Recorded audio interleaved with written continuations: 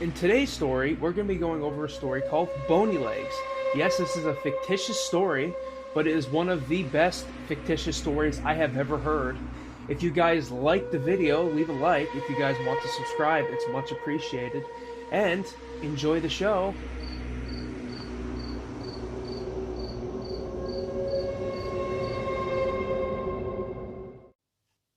Ty loved going for long walks in the forest.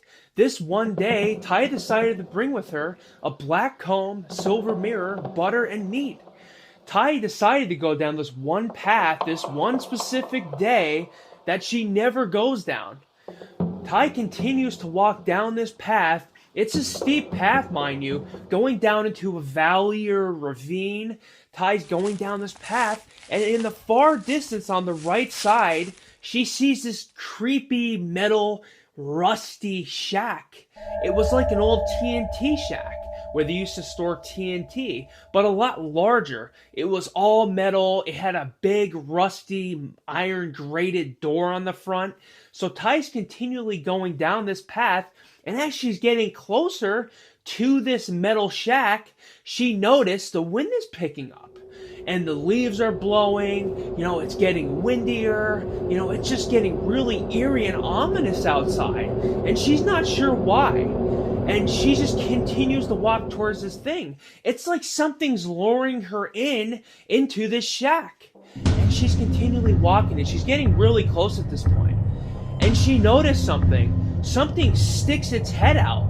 And this thing was a witch. An actual witch. She knew that just by the way it looked. And this witch said to her, "I'm Boney Legs." And this thing starts running towards her. Ty continued to run down this path away from Boney Legs. And as Boney Legs tries to make ground on her, Ty decides to throw her black comb on the ground. And this black comb grew up to 15 feet, and Ty was on it. She had a choice. She was either going to jump off onto a tree, or she was going to flee down onto the ground. As Ty jumps off, she hurts her leg. Ty is now wondering what she can do. This witch is right behind me. She's on the other side of this fence. Luckily, the comb did turn into a fence, so she was able to continue to move. So even though she was hurt, she was able to get up and move at a decent speed. Ty's moving down this trail yet again, moving at a decent speed, and then she starts getting really tired. But she knows she's now far away enough from the witch that she doesn't have to worry about her. Ty rests down in this cave section off of the trail just enough so it takes some time for the witch to find her. Ty gets really tired all of a sudden and falls asleep. As Ty wakes the next morning, she's realizing how cold it is. It is horribly cold. Awfully cold there. She wakes up and it's just very windy and gloomy outside. Something's not right. And she hears this cackling of this witch that was behind her. Like she found the way around the fence. Mind you, this fence spanned for at least a mile. This was absolutely insane. So now she's wondering if this witch climbed the fence or is on the other side of the fence already with her. She has no idea at this point. Ty then realized that cave was actually part of Boney Legs' trap. It was an illusion all along. And the reason she fell asleep is because the witch put a spell on her.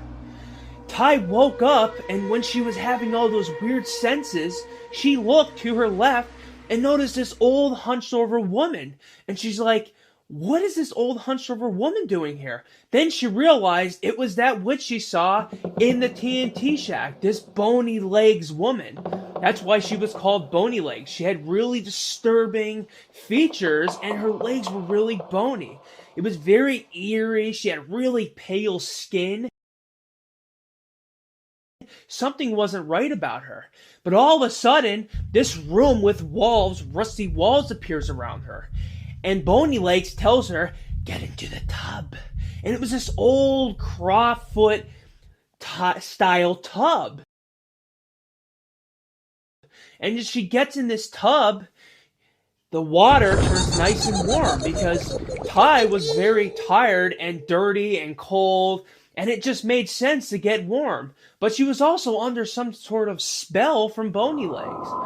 And she's actually in a bathroom at this point, and you can hear there's this door, and it starts rattling. Boney Legs is trying to get into the bathroom. It was a trap. It was actually a cauldron to boil her alive. So she's yelling, and she's yelling. She's like, "Tub, get up, get up. Move, let's get this thing going." And the tub actually listens, because it's all a spell. So everything around her actually has some sort of communication with her. And the stone floor starts cracking. And this tub actually lifts up and starts running, and it actually breaks through the wall. After she broke through the wall with the tub was making its way towards a 100-foot fence, this old rusty iron fence. And she was like, when did this get here? I don't remember any of this being here. Was everything an illusion? I was actually inside this witch's domain this whole time? And she started realizing she was. That's what this was. And she can hear in the distance these guard dogs barking. But that's what she thought they were. And you could hear the witch cackling, getting louder and louder. It was very bone-chilling.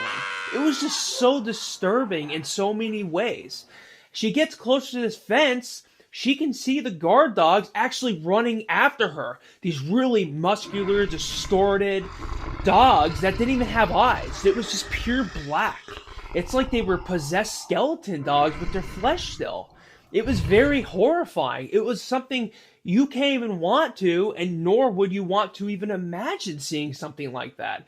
So as the tub stops, because it can't go anywhere, it's under the spell, but apparently it wanted to help her. So it seems like some elements actually were allowing her to do things within this witch's domain. It's like they didn't even want to be a part of the witch's plan. And as the witch starts getting closer, and these dogs are getting really close to her now, she's like, what am I going to do? And she realized that she had that meat. She threw this steak at the dogs, and the dogs were very grateful. They were so happy to get some food, finally getting something to eat, some flesh to devour on. And she's realizing, what do I do next? She sees this massive 50-foot door, but it's all rusty. The hinges are all rusty. She starts making her way to that door, and she realizes, that's right, I have butter. That'll work as a lubricant for the hinges. She starts lubing the bottom hinges. She's realizing, how am I going to get up top to get the other hinges lubed? She starts climbing this fence. The dogs are still eating the meat. Luckily, that's taking them a long time to eat, because that's the last thing she needs is the dogs chasing her now, even more so than they were before. She keeps climbing. She's starting to get tired. She's wondering if she's even going to be able to get to the top of the fence. She looks to her left, and she's able to reach the last hinges. She starts making her way down. She's so tired at this point, she's afraid she's going to fall. And that was 40 feet up at this point, the last bit of hinge. She barely made it to that. Nor would she make her way all the way over the fence. She starts making her way down. She starts sliding. She's going quicker. And then she stops herself right before the bottom. And the witch is getting very close at this point. You know, this is horrifying. This is a terrifying event. She doesn't want anything to do with this witch. She gets to the bottom. She goes to the actual part of the gate that opens. She pulls with all her might. And the butter, she's slipping. But she actually gets it open just enough to where she can run through. And as she's running through, the witch starts getting really upset.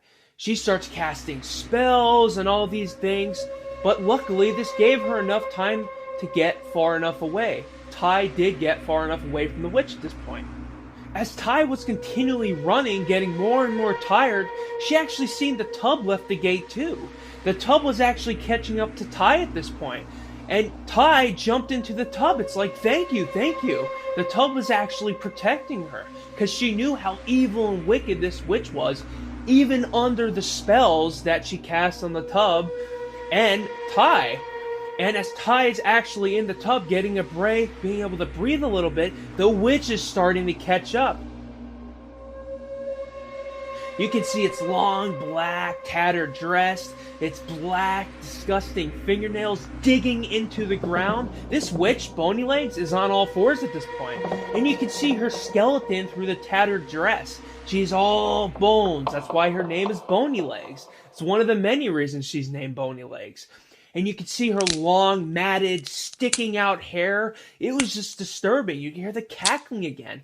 You know, she's getting closer, and she's turning into more of a creature as she gets closer, because she needs her dinner. This is how she feeds. She feeds on people and unsuspecting children. It's absolutely terrifying.